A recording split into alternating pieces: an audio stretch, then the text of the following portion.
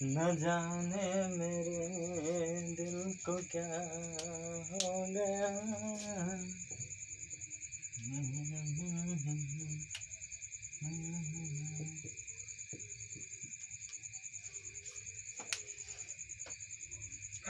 चलिए स्टार्ट करते हैं आज एक्सरसाइज 2.1 का सॉल्यूशन।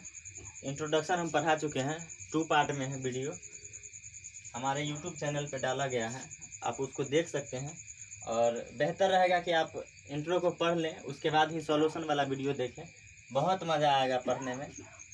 तो पढ़ते हैं। पहला नंबर क्वेश्चन है कि निम्नलिखित व्यंजकों में कौन कौन एक चर में बहुपद है और कौन कौन नहीं है, कारण के साथ अपने उत्तर दीजिए।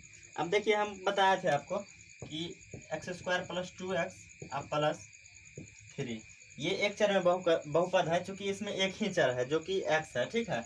अगर x + y अब +5 अगर लिखें तो बहुपद ये भी है, लेकिन ये दो चर में है, एक x है और एक y है, दो चर है, ठीक है ना। तो इसी चीज़ को बताना है। अब देखिए यहाँ पर, सॉरी ऊपर में देखिए, पहला क्वेश्चन है 4x² - 3x और +7।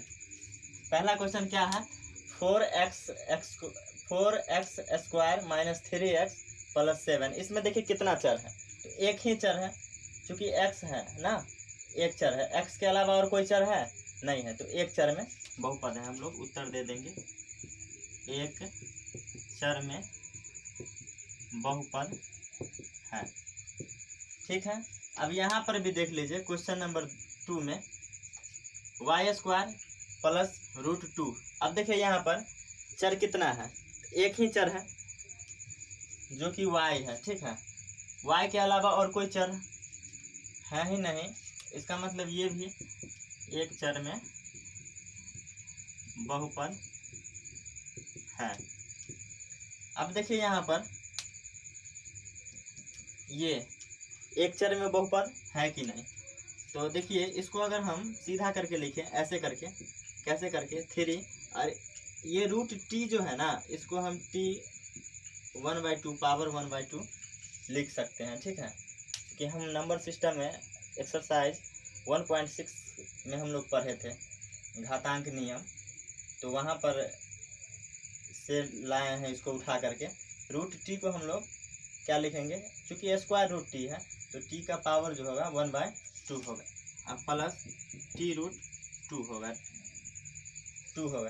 तो अब देख लीजिए ये तो बहुपद है ही नहीं, क्योंकि यहाँ पर चर का जो घात है वो होल नंबर में नहीं है, रेशनल नंबर में है, तो ये बहुपद है ही नहीं, बहुपद नहीं, बहुपद है नहीं है बहुपद। अब देखिए इसको भी देख लेना है बहुपद है कि नहीं। अगर इसका हम लोग हल करें तो क्या होगा, अगर y अगर एलसीएम होगा तो ऊपर y² हो जाएगा और +2 हो जाएगा, ठीक है।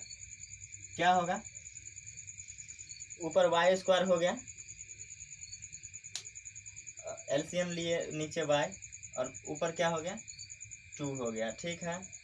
अब देखिए अब क्या होगा, अब भाग में जब जाएंगे, भाग जब हम करेंगे तो क्या होगा, यहाँ पर देखिए y² होगा अब +2, y का पावर क्या होगा, -1 होगा, क्योंकि प्लस में था, हम सीखे थे ना कि m, क्योंकि a का पावर अगर m है बराबर में a का पावर -m हो जाएगा, अगर -m है तो a का पावर m हो जाएगा।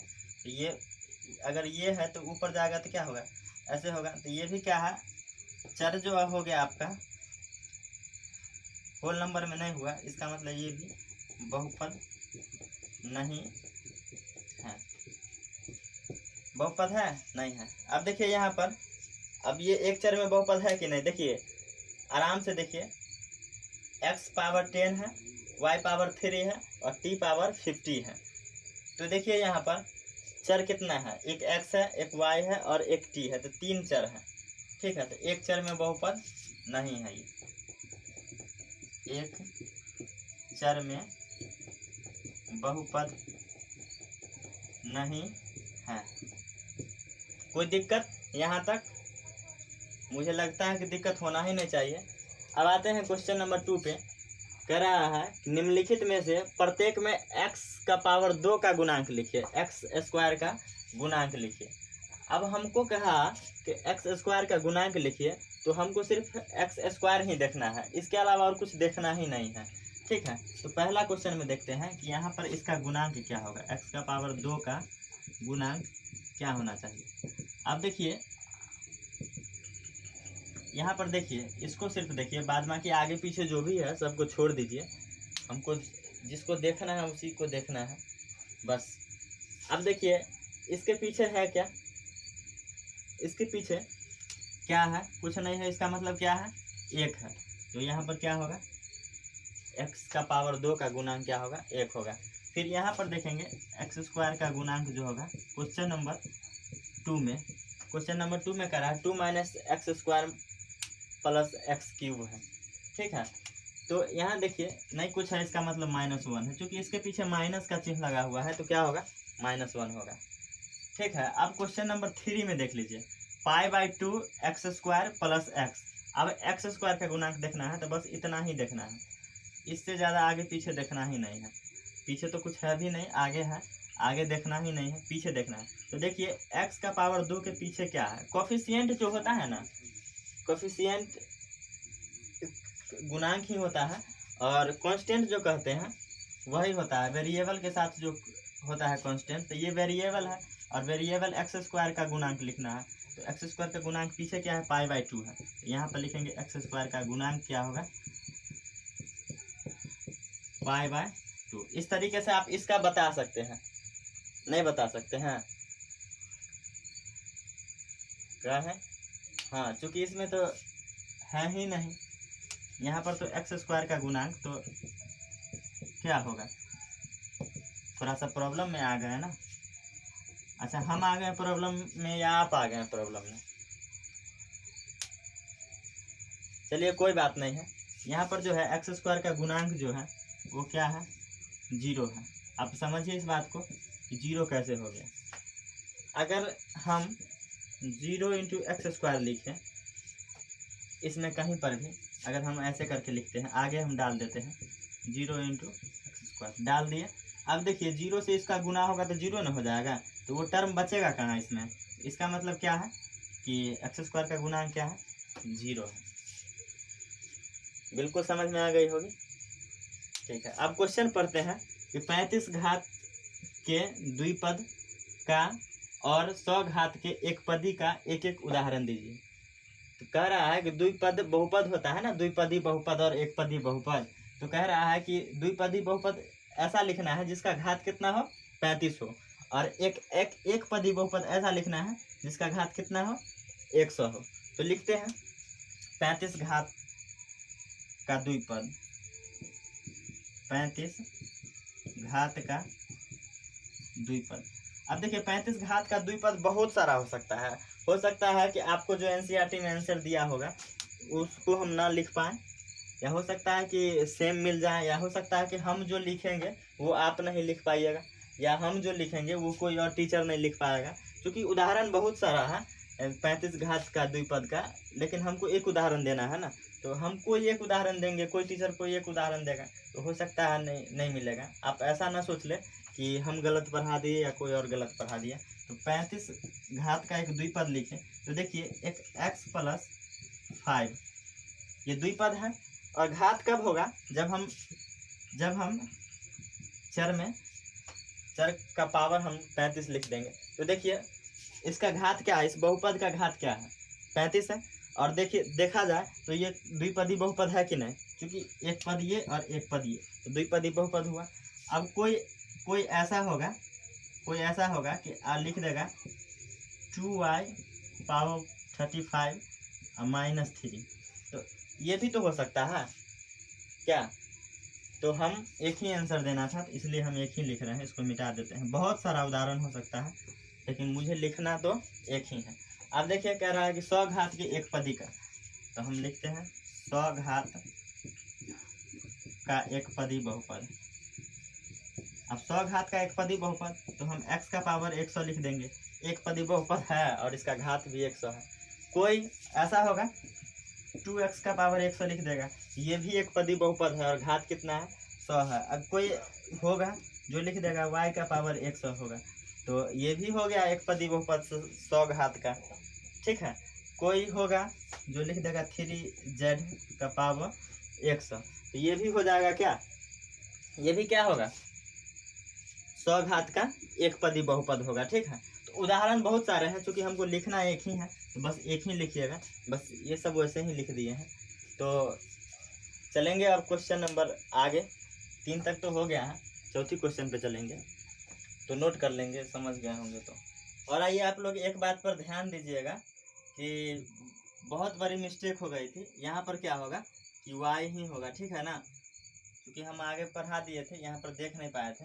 यहाँ पर क्या होगा y ही होगा, क्योंकि हम लोग y से अगर y स्क्वायर में भाग देंगे तो क्या होगा y होगा, और फिर इसमें भाग देंगे तो 2y पावर -1 होगा, ठीक है। तो ये बहुत बड़ी मिस्टेक थी हमारी, कोई बात नहीं, हो जाता है। क्वेश्चन नंबर 4 देखेंगे, निम्नलिखित बहुपदों में से प्रत्येक बहुपद की घात लिखिए, ठीक है। इंट्रोडक्शन में बहुत बढ़िया से हम लोग पढ़े थे, इतना बढ़िया से पढ़े थे कि अगर आप उसको पढ़ लेंगे इंट्रोडक्शन पार्ट को, तो आपको ये पढ़ने की ज़रूरत नहीं होगी, आप खुद से सॉल्व कर लेंगे। इतना मतलब इजीली तरीके से बताए थे, और 2 बार बताए थे, अच्छा से बताए थे। तो फिर भी बात करते हैं क्वेश्चन पे आकर के, आउटसाइड कितना बात करेंगे। निम्नलिखित बहुपद में प्रत्येक बहुपद की घात लिखे। अब देखिए पहला क्वेश्चन है, बहुपद तो है 5x³ + 4x² + 7x। अब देखिए यहाँ पर चर का अधिकतम घात कितना है, यहाँ पर 1 है, यहाँ पर 2 है, यहाँ पर 3 है, तो अधिकतम घात कितना है 3 है। तो अधिकतम घात को ही हम लोग बहुपद का घात कहते हैं, ठीक है। तो अधिकतम घात कितना है 3 है, तो बहुपद का घात यहाँ पर जो होगा क्या होगा, बहुपद का घात 3 होगा। एकदम बच्चों वाली सवाल है ये, ठीक है ना, बशर्ते आप दिल से पढ़ें, मन लगा करके पढ़िएगा तभी आगे बढ़िएगा, ठीक है। दूसरा क्वेश्चन है 4 - y²। अब देखिए यहाँ पर एक ही चर है जिसका घात क्या है 2 है, तो यहाँ पर बहुपद का घात क्या होगा, यहाँ पर बहुपद का घात क्या होना चाहिए 2, ठीक है। अब यहाँ पर भी देखिए एक ही चर है, तो यहाँ पर t है, अब t का पावर न कुछ है तो क्या है 1 है, तो यहाँ पर क्या होगा बहुपद का घात 1 होगा। अच्छा घट रहा है ना, घटते क्रम में आ रहा है, 3 2 1, शायद कहीं ये 0 न हो जाए। चलिए अब आते हैं क्वेश्चन नंबर 4 पे। यहाँ पे जो होगा बहुपद की घात, बहुपद का घात क्या होगा 0 होगा, इसलिए क्योंकि यहाँ पर देखिए x की पावर क्या रहा होगा 0 रहा होगा, तब ना इसका वैल्यू 1 हुआ होगा, तो 3 × 1 तो 3 आया होगा, ठीक है। तो यहाँ पर क्या होगा पावर 0 अगर रहा होगा तब x की वैल्यू क्या हो गई 1 हो गई, क्योंकि किसी भी चीज़ का पावर अगर 0 हो, सिर्फ 0 का पावर 0 छोड़ करके, तो उसका वैल्यू क्या होता है 1 होता है। हम पढ़े थे कि 1 का पावर अगर 0 हो तो क्या होगा 1 होगा, 7 का पावर अगर 0 हो तो 1 होगा। तो इसी तरीके से यहाँ पर x का पावर अगर 0 होगा तो 1 रहा होगा, तभी तो ये 3 रहा होगा। इस तरीके से बहुपद का घात क्या हो गया, यहाँ पर क्वेश्चन नंबर 4 का 0 हो गया। अब आते हैं आखिरी क्वेश्चन पे, कह रहा है कि बताइए कि निम्नलिखित बहुपदों में से कौन कौन बहुपद रैखिक है, कौन कौन द्विघाती है और कौन कौन त्रिघाती है। हम इंट्रोडक्शन में ही बात कर लिए थे कि आपको इस टाइप का क्वेश्चन आ जाएगा, ठीक है ना। पूछेगा कि बताइए कि कौन कौन बहुपद रैखिक है, कौन कौन द्विघाती है और कौन कौन त्रिघाती है। तो आपको पता होना चाहिए यहाँ पर कि घात के हिसाब से पूछ रहा है कि बहुपद कौन सा है, पद के हिसाब से नहीं पूछ रहा है, ठीक है, घात के हिसाब से पूछ रहा है।